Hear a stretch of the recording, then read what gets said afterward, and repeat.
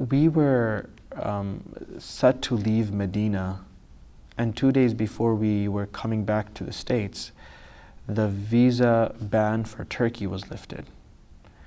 There was a brother, there's a person that I know there. I only got to know him from a previous Umrah trip. So I reached out to him and I said, look, we have about 50 of us who want to sort of see Istanbul for the couple of hours that we're there. We had a transit about 7 hours. So I said, can you help me arrange something? Maybe I want to get taxis or a bus or something that I can arrange, take them around the city, get them some lunch and bring them back to the airport before our departure time. So this person that I knew, his name was Usman, he said, you know what, I'll take care of everything. He made an arrangement for a nice bus. He was there that day, took us around to the Blue Mosque. He took us to the Ayub Sultan Mosque, and then he took us out to eat some amazing doner kebab at a very high-end restaurant. And at the end of it, I said, I'm going to be taking care of all of the expenses, obviously. And he said, never. That you guys are the visitors in my city, and it is part of the prophetic tradition to host the guests. And he did not allow us and did not let us pay for the bus. He didn't let us pay for the expensive lunch that he bought us. And he spent his entire morning taking us to the Blue Mosque, showing us around, telling us about the city. And the city of Istanbul is really well connected to a lot of the traditions of the Prophet Muhammad, peace be upon him. We understand when the Ottomans were in rule, they were the ones that were in charge of the cities of Mecca and Medina.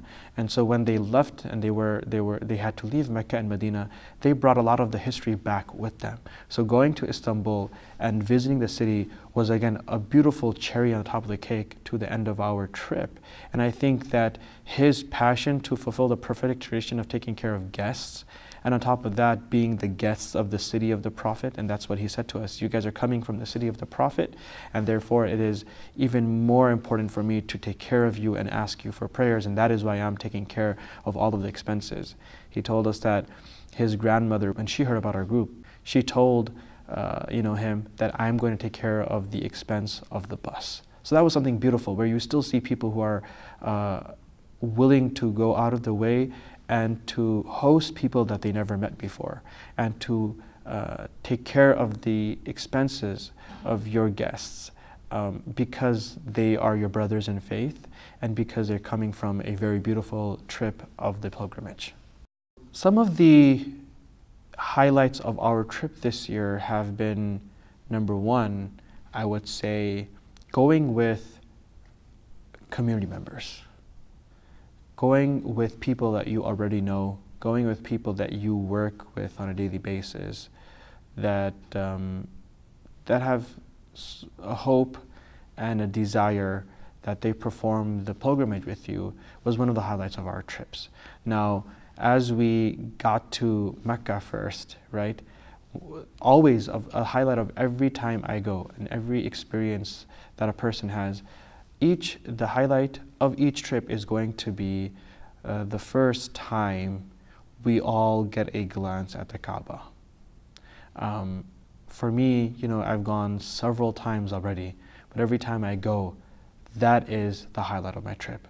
When my eyes first fall on the Kaaba, and then when I can see the people, and when I see others looking at the Kaaba who've actually been there, who are coming there for the first time, when I see them look at the Kaaba and I can see the love in their eyes and I can see the humbleness in their eyes, that's always becomes a highlight of our trip. So other than the actual rituals of performing the Umrah, I want to say being able to come together as a group and simple things like having breakfast together. Right? I remember every morning we used to come together and in the restaurant, after a long night of worship, because when we were there, our time and our schedules flipped. So we would stay awake all night and then we would sleep after sunrise. So we would have breakfast and then we would knock out for a couple of hours. And that's usually how life is in Saudi Arabia, where you spend the night awake and then you sleep in after the morning prayers, and you get some rest and you're back on your feet again. So every morning we would get together as a group, have breakfast together, sort of sit together. People came in families, so you could see them sitting with families. Some who were singles like myself, I came alone, so I had my family with me.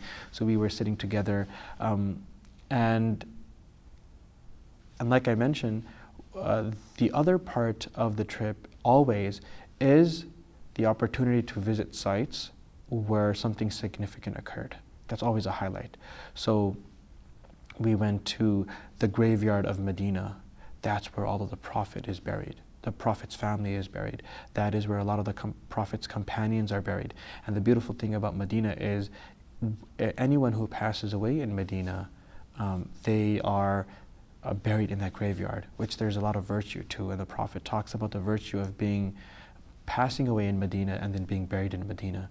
So, and then the Turkish sort of trip that I mentioned, the Istanbul trip that we had, the 5 hours that we had in Istanbul was, again, I think one of the highlights for a lot of us, that we were out of nowhere, not planning it, but we all were able to really quickly get online visas, and then 50 of us make our way out of the airport, and then 50 of us maneuver through customs and then get out, tour the city within those 5 hours, and then back at the airport. So that definitely was one of the highlights of the trip as well.